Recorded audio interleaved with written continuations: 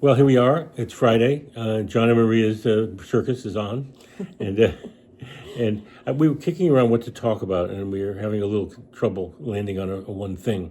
I think what we have landed on is how spirituality has come into play with our own lives, and our own work, and our own creativity, of course, our own relationship, and lately, how it's helping us deal with all the mayhem and anger going on.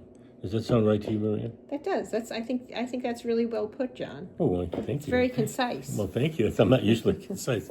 Well, I'm older, so I sometimes wander a bit now. But I have no hat on, so you can see all my. This is part of your spirituality. You're being your authentic spiritually self, ugly. right? I'm gonna be spiritually ugly. No, that's not spiritual. All right, You never want to mind. say that about We're getting yourself. off track. We're getting off track. I wanted to say that I never had a spiritual part of my life. CBS News producers are not spiritual. I will tell you that, and neither are a lot of reporters. So, and I didn't have a lot of it in my family. So I really got into it when I fell in love with Maria, and I feel like loving her began to open me up. Was the process that began to open me up, because you can't really love somebody or be loved if you don't open up to them. And I found myself opening up to her in a new way that also led up to other things in terms of opening up to animals, opening up to a cat, opening up to photography, opening up to the way I write, opening up to getting away from publishing and start the blog. These are all things that came out of me in a spiritual way that I didn't have before. So I came to see how valuable they were to me personally. Now, you can speak for yourself. Don't you think, though, that when you went to live in the cabin on the mountain, and you wrote about Thomas Merton, and you were off by yourself, don't you think that was the beginning for you spiritually? That's what they call what he called this, and what Joseph Campbell called the hero's journey. The hero's journey is a big thing in myth and big thing in life. You leave your life behind. You set out in the wilderness to find out what you want to be and who you are. Along the way, you meet magical helpers. That can be animals, they can be people, they can be enemies, they can be anything. But each one of them opens you up in a different way. And some people survive it, and some people don't. And I almost didn't. I cracked up pretty big up there in the hills, because I left together everything familiar to me. But I also, when I began the spiritual work, everything I really wanted to happen began to happen, and my life took the form that I wanted it to do. After much pain and suffering and confusion and self-examination, Maria came into it. She doesn't like to be talked about too much about this, I don't think, but she played a big role in it for me, because I basically saw her spirituality, and I saw what it did for me to love her, and what it did to be loved, things I had really not felt before in my life.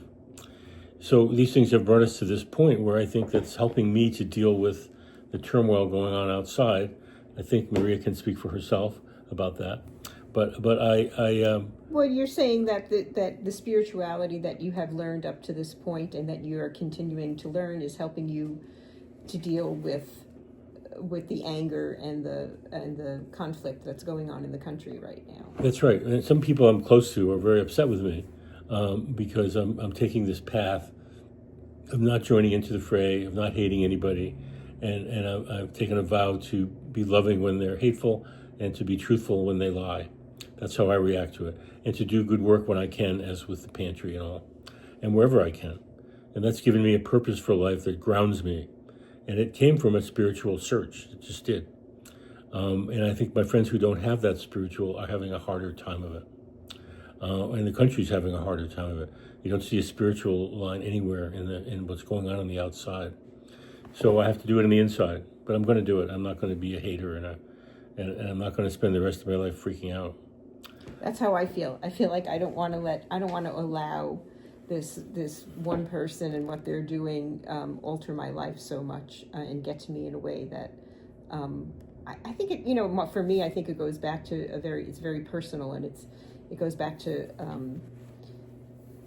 to my childhood and having people like this do this kind of thing to me, and I'm thinking I'm not going to let this person at this point in my life do this to me, and I think continuing to put good out through my work, through my blog, the things that we do, like working at the food pantry or, that kind of thing. Being kind to people, being nice to the people who you meet, and no matter what their beliefs are. For me, that's how I'm working at it spiritually. It's very practical. It's very much of the of the And the it seems to world. me it really affects your work in a positive way. Yeah, I think it does. I think it does, because I feel like I can put good out there, and that's what I want to put out there. It definitely made me a better writer, because spirituality is about looking inward and not listening outward. So people out there don't tell me what to do anymore. I tell myself what to do, and I'm proud of what I do, and I feel good about it. But I think that's a tough path for a lot of people, and they want fighting. What are you going to do? What are you going to stop it? How are you going to get out there, and scream and yell? And I'm not going to do that either. I don't blame people who do it. I'm not against it. I don't judge it, and I don't judge other people. And I'm listening to other people more than I'm talking to them. You may not believe that, but that's what I'm doing, and it's been very good for me. And that's the path I'm going to stay on. I'm going to work on my own truth and my own life, being a better person, doing good work. Flower pictures are definitely a measure of spirituals. I don't know what they came from, but it's definitely a spiritual thing. When I look at them, when I feel them, when I feel their emotion, that has really transformed me. And I'm living in an environment where it's accepted. It's Maria loves that and supports it. And and she said that makes all the difference. It does. When you have someone who believes the way you do and can support you the way you need to be supported, and you can support them, I think that makes all the difference. Definitely. And so when I look at things like my photography and my work and my blog, I have all of these things to love, and I didn't have them before. And I feel that spirituality brought them to me. So I'm becoming a believer. And this week, another chapter in listening to videos with Maria and learning about, and what is it again? The chakras. Learning about the chakras. Learning about the chakras. So I found this and the affirmation. This nice meditation video on YouTube, just looking around, and it's balancing your chakras, and it's filled with affirmations. And this is not the kind of thing that John usually is interested in at all, or can even understand or take seriously. And yet, for some reason, this one really responded to it, and you want to listen to it again and again. And I'm just finding that doing this, listening to it, as long as we also meditate sometimes, just to silence Every morning. But this has been a nice addition, and I love that you, John, have opened yourself up to it. This is another opening up. You never. This is something you would again have been dismissive of before, and you're like, no, this. You're suddenly open to it. And one reason I was really open to it was I saw in it you. I saw your evolution and strength and independence and determination. I saw in this the person narrating. You kept saying that. You kept relating. I saw you in it. I saw you in it, and that's what I really first. Somehow. And now I relate it to me a bit too. That's great, but that's That's why I opened. That's why I opened up to it. I said Right. that's Maria's story. Someone who is coming out of a lot of painful situation, is being independent, is doing what she wants, is speaking up for herself, and feeling good about herself.